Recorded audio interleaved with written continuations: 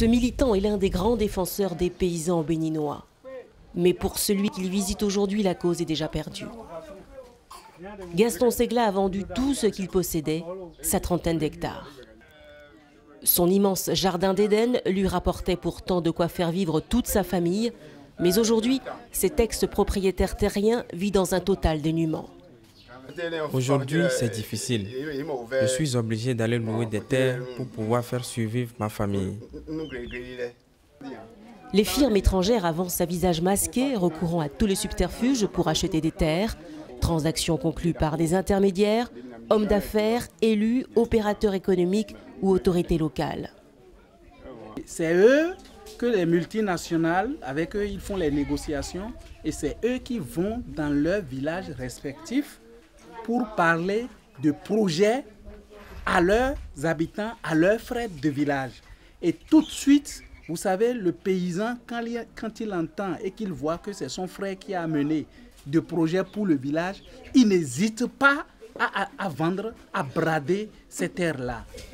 À l'heure actuelle, au Bénin, on compte 500 000 hectares de terres entre les mains des multinationales.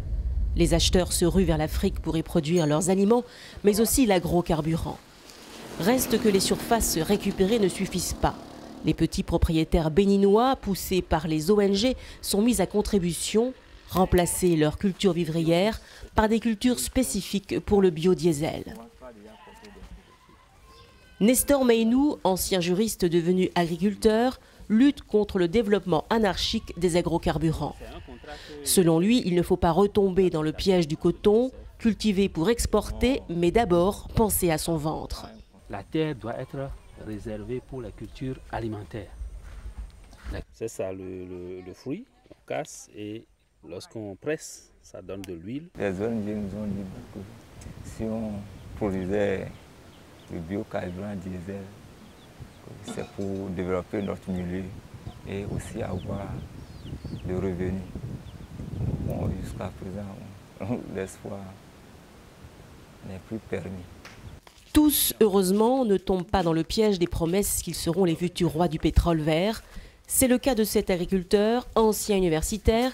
Il a choisi le retour à la terre il y a près de 10 ans pour échapper au chômage en ville. Je ne peux pas vendre parce que je suis un paysan. C'est tout comme si on demande à l'élève de vendre son cahier. Je ne peux pas vendre la terre. Si je vends la terre, je vais travailler où?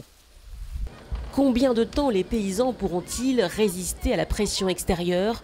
En Afrique, la ruée vers les meilleures terres ne fait que commencer. Au Bénin, près de la moitié des ruraux est déjà privé de terre.